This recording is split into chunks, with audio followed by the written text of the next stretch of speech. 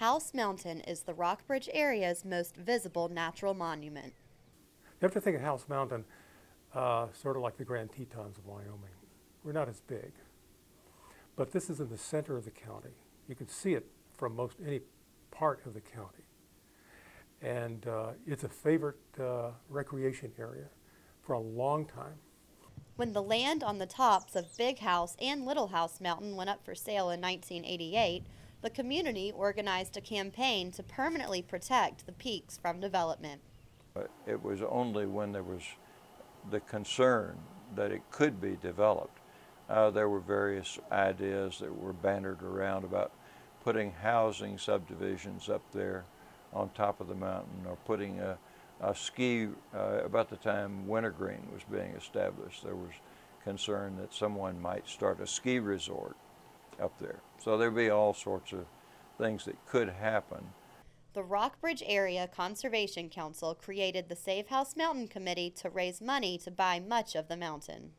And our committee started getting together the list of alumni from Washington Lee and VMI, the law school, corporate people, business people in town, and a lot of friends. And they sent out, I think, 2,700 letters. A year later, the Virginia Outdoors Foundation bought the land for $325,000. More than one half of that came from the community's fundraising, and the foundation covered the difference. Students at the schools here, elementary and junior high, were having contests between the classes to raise money. So they came in small amounts and they came in large amounts, $10,000, $1,000. And people were making second deposits too with us to keep it going. And so we were just very surprised. Grant Griswold moved to the county with his wife in 1975. To this day, they have never hiked House Mountain, but they gave $10,000 to the campaign. House Mountain became symbolic because it was sort of Lexington. I mean, everyone in Lexington looks at it as a base, so to speak, for how they view Lexington. Bodie says the most surprising support came from Washington and Lee and Virginia Military Institute alumni. There's a student rock up there, as it's called, where people like to go. And every weekend today, even today, you have people walking up there.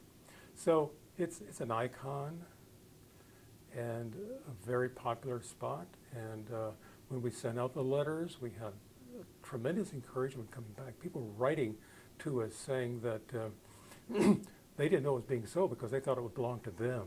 You can go back and look at old letters from Washington College students and old photographs. And people were always tramping up there into the saddle or going up on the rocks.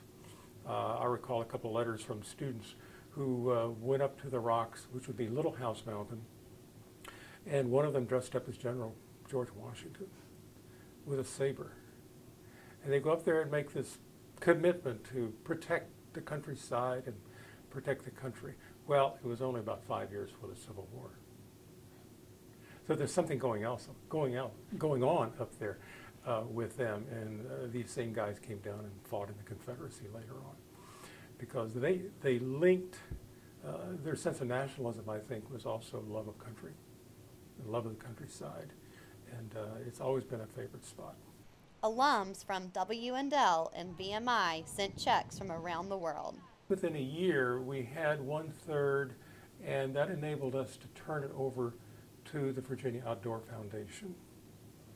And they took title to it, and they imposed an easement on that, which is a perpetual easement, and we worked out a management plan, and today the Rockbridge Conservation Council has to manage the mountain. Today, the tops of Big House and Little House Mountains are permanently protected from development. For the Rockbridge Report, I'm Holly Southers.